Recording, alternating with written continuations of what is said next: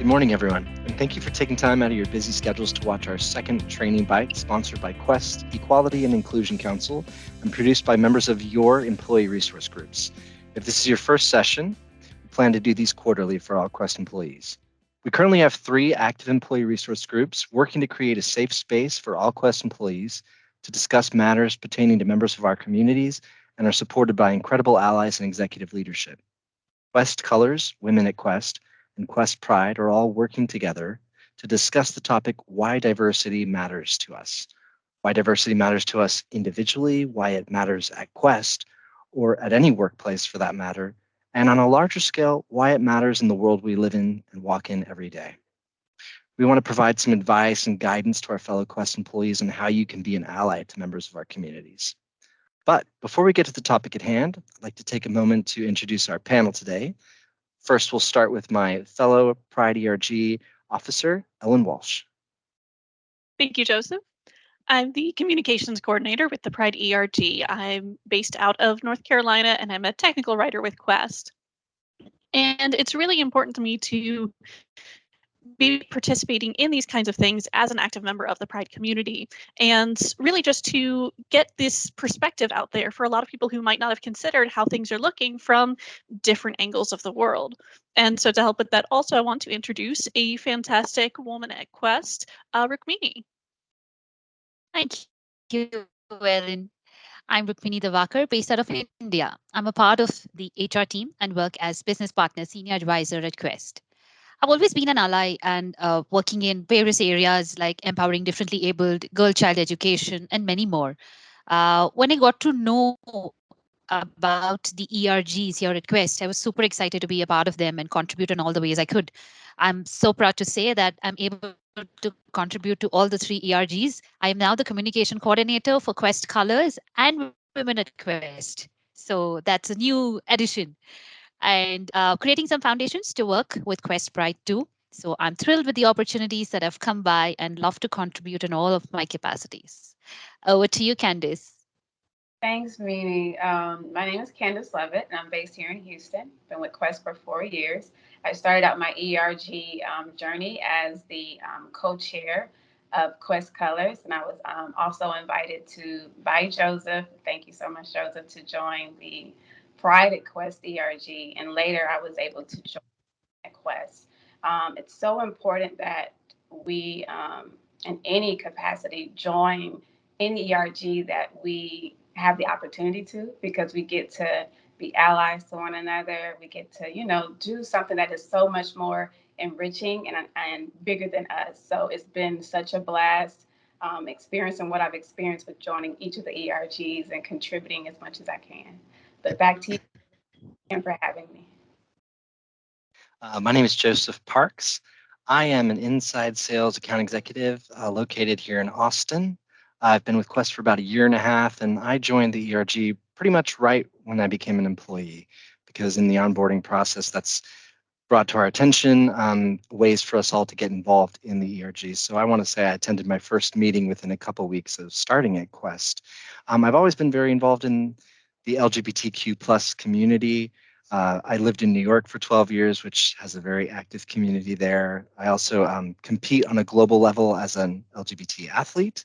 I competed at the Gay Games in 2018, and perhaps I'm doing it in 2022. We'll see. But it's always been very important to me. And at Quest, being the chair of Pride, it's been wonderful to sort of produce this series of training bites and learn from these amazing people on this call with me. I've realized how much beautiful differences we have, but also how much in common we have. And that's what's been great about working with everyone, to get to see that. So I'm thrilled to be here and thrilled to continue this journey with you all. Thank you all for participating. I'd love for each of you to just share with the group and our greater audience today at Quest, why diversity matters to you in the workplace, in your day-to-day life, any stories you might have, and also advice you might give fellow employees. Candace, let's start with you. What are your thoughts on the issue? For me, thank you, Joseph. For me, diversity, I think as far as my experience and what I think about diversity in terms of this big dining room dinner table. And as a Black woman, and living in my experience, I've always been that person, and like many others in my community, that's looking around the table and seeing who's here and who isn't here at this table. And I think, because we know for all of us in our own right, we do represent a minority. And so I feel like minorities in a lot of capacities, we are the ones that are pushing the diversity talks, pushing the inclusion talks, and looking around the table to see who isn't here. And I think for us, we need to always be trying to reach back and pull more seats up, and create more space for other representation. As far as my corporate life, and stories within diversity and representation, I remember having, as a Black woman, to just come out of who I am to appease others. By nature, over time, I've become more of an introvert, and I'm very shy by nature. But like, if you didn't really know me like that, you would know that Candace is very shy. She is, this is how she is. But I will say, I've had to come out of that, working in, corporate America, and being in spaces where I was, not only a Black woman, but maybe in some cases one of maybe three Black women in the, workplace. And so there would be times where I would have to remind people that, Black people can be socially awkward, because it's, widely accepted and understood, if it's a non-Black person, like, oh, that particular person, they're just, you have to warm up to them. They're not, you have to earn a smile from them. But for me, time I would really revert back into my introverted cis type of situation, it would be, Candace, is everything okay? How do you need anything? It's like, no, I'm being me. And for diversity, and when we're having these talks, and if we're talking about it, diversity has to be welcomed, even if you don't understand it. Like, my perspective, other perspectives have to be welcomed, whether you accept them, understand them or not. They have to be welcomed and represented. But that's pretty much for me. What about you, Joe? Well, it's funny. I think this idea of like the how you have to sometimes perform. I think any of us that are in any kind of minority group, uh, you're very sensitive to your surroundings, perhaps more than anyone that is in the majority. So yeah, I agree. I have that experience of growing up and in the workplace having to sort of perform to a certain level for people because you're always kind of trying to meet expectations of some kind. Um, but Mimi, I know you have the HR perspective on this and probably have a lot to share about it. What's your perspective?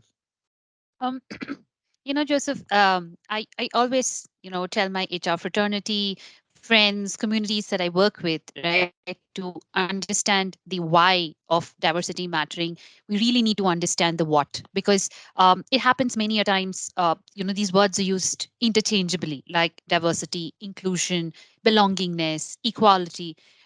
They tend to just have these words all just there, but they don't know that all four are connected in four different ways, but don't mean the same. They go together though, but they aren't the same, right? So, one of a very recent Gallup study defined diversity as a full spectrum of human differences, right? Like, just take the four of us here. I mean, we're different in our own ways, right? As individuals. So, just imagine an entire workforce. I mean, we would have diversity from age to gender to ethnicity, culture, sexuality, sexual orientation, and so many more. I think the list just goes on, right? Uh, but I think as though we are different communities, different countries all over the world, I think this we have a lot of labelings and this unconscious bias that's there, right? Like, the minute you say something and you're supposed to actually react that way, it's kind of engraved in our minds so much that I actually need to beat that up and say, hey, just go away. I really need to not behave that way. But I think to plug this, I think allyship is something that will actually help creating awareness, trying to contribute, trying to understand, what's going on and how we can do better of what we're already doing. in the HR fraternity, I've kind of have two different experiences, literally extreme, because on one side, it is like HR is seen as a profession more suited only for females, right? You can't have the male community joining here. But hey, this industry is not wired that way. I mean, they've kind of given that entire feminine design to it, like it's just for them. But I've had bosses, and my current boss is a male, right? He's a he, and I've had the opportunity to work with both mix of he and she, and I've seen a lot of them growing in this fraternity. But I don't know why when you just say HR, it's like, oh, it has to be a female. Let me talk to her, kind of a thing. But it's not. But on the other side, we need to ensure a lot of parameters, because when it comes to human resources, there's interviewing guidelines, there's guidelines that needs to be put up in so many ways, where you need to in parallel be with the values, the culture, respecting all the communities that are there in the workforce. So we've got so much to actually do there, right? And here is where I think we look up to our leadership, because it's always usually in such things a top down approach, because I think the kind of culture messaging, things that are brought to us through organization culture, the practices that we do, the experience that we provide to everybody in the group, I think that's the representation that comes from leadership. And I've always seen more diverse the group, more diverse the workforce, you have scope for innovation, higher revenues, ideas. You have more talent pool to tap from, right? There's so much that you can do, and you have happier employees because you get such diverse ideas and so much more to do in our BAU, business as usual, right? So I feel that's my take on it. And if we have all of this, I think the funnel that we look at is no longer a funnel. I think you just need to put it out and say we've got so much to learn from the entire workforce, and take it forward to the next steps. Yeah, So over to you, Joseph. to circle back to what Candace said about this idea of having a seat at the table. I know my experience growing up as a little boy in small town Texas. I had a lot of diverse interests. From I did like every sport. I mean, I did hockey and football and soccer and track and swim team, obviously, because I still do that now. But then I also did have artistic interests as well. And I would say that, we look to where we see people like us, as Candace said, like, and we want to be a part of places that have people like us. And I didn't see that in a lot of those spaces. Certainly didn't see gay people in sports positions at that point, like as a kid growing up in the 90s. I think that's becoming better now. And we are seeing a little bit of like gay athletes coming out, or, LGBT athletes. And it's definitely becoming a better situation.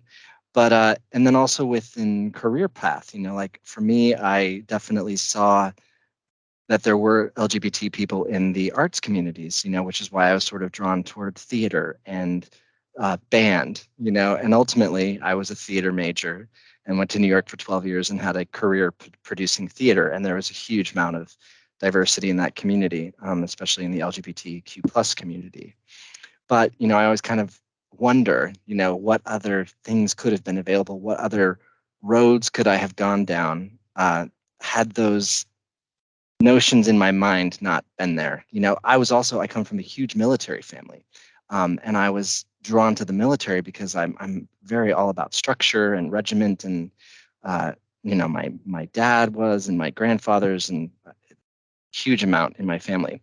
But of course, at that time, we had the don't ask, don't tell policy. And I knew I was not going to go in the military under the don't ask, don't tell policy, which has, thank goodness, been revoked. But yeah, we're drawn to where we see a place for us at the table, and it needs to be available. There are certainly huge, amazing people that push through that even when they don't see a spot at the table. They push their way in and they get there, and they're the groundbreaking people. But I think for your everyday person, we want to see a place for us. Yeah. Um, but over to you, Ellen. Give us your thoughts on the issue.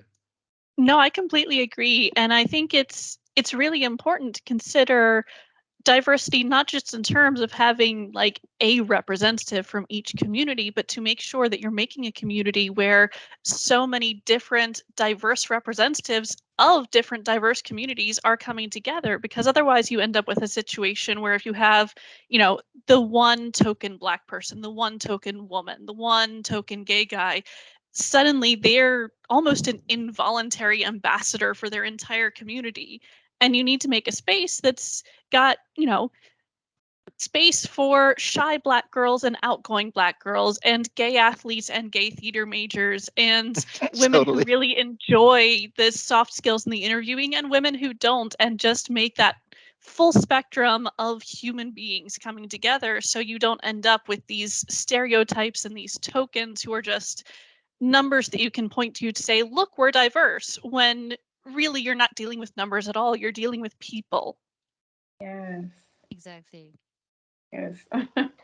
So, I think I love hearing all of our individual stories on this because they're different, but we've all had a lot of similar experiences. So, we've kind of like talked the talk. What advice would we give? How can we help? What would we tell our fellow employees to do if they can do something to help this? I would say the most important thing is making sure that there's not just an empty seat at the table that somebody can come join if they want to, but making sure they actually have a path to that seat. Because in a lot of fields, and I know STEM fields in particular, and engineering because it's kind of the background that I'm most familiar with, you have people who say, we're not turning women away from this profession. It's, treated as a boys' club, but that's not how we are. We'd be happy to hire women if they would just apply, but they're not making the kind of environment that women actually want to be in. They're still kind of running their own offices as a boys' club where the women who are there feel kind of shunned and pushed to the side, where they're not making an environment that's encouraging for women to actually come and join them. And then it turns into this kind of feedback loop where they're saying, well, women aren't applying, so clearly they just don't want to be engineers. So it's fine that, 99% of our office is male engineers. And what's really important as an ally is just to be looking for places, not just where you could invite more people to join you, but where you could make an environment where people actually want to join you. And go find them. I think it's leadership in Yes. HR and talent acquisition. Exactly. You have to go pursue these people. You can't, like you just said, you can't just wait for them to, well, they're not applying. Well, how do you change that?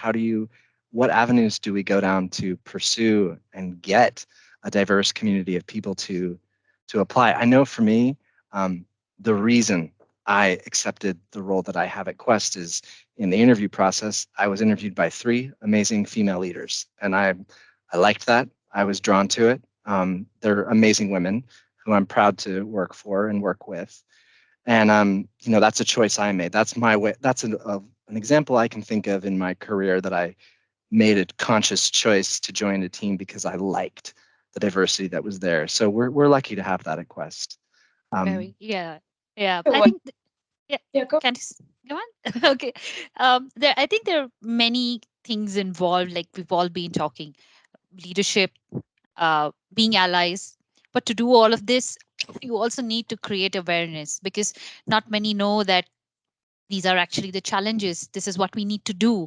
This is how we need to do it, right? So I think it starts off with asking, listening, being there, and speaking up for those communities, and trying to design our policies, our procedures more inclusive, because Yeah, the larger we grow, the diverse the group becomes. So you can't let somebody just slip off just because it's not included in the policy or the procedure. Yes, right. Candice. Um, Piggyback off of what you and both Ellen said, like you think of diversity as the table, but inclusion is what is at the table. What are you serving? What is on everybody's plate? You know what I'm saying? Like if what is at this table that will feed and fulfill each of these individuals here? What will keep them here? You can't be like, oh, we're only serving meat when you have vegans at the table right. because like as a company, as we stated, diversity is the talk and inclusion is the walk. So it's not only creating that space and creating that particular seat, but also the table setting, what's being served and what's being given, and what type of benefits are being provided to keep and retain, talent from all walks of life. Mm. I love that Thank you metaphor. all. Yes. I could talk all day with you all about this, and I really appreciate your perspectives on this topic. And I know we've given ourselves and our fellow employees a lot to think about. And thank you all who logged in and watched this training bite today. If you're interested in joining Quest Colors, Women at Quest, or Quest Pride, please email eicouncil@quest.com, and we can direct you to the leadership of the ERGs. All are welcome. You can be a member of one of these communities. You can just be an ally. I know I am very inspired by Women at Quest and Quest Colors, and I'm going to be getting more involved with those ERGs outside of my work with Pride at Quest. Next quarter, we'll be presenting a special training bite centered around Women's History Month. So stay tuned on that. And until then, thank you. Thank you to my fellow panelists, and have a great rest of your quarter.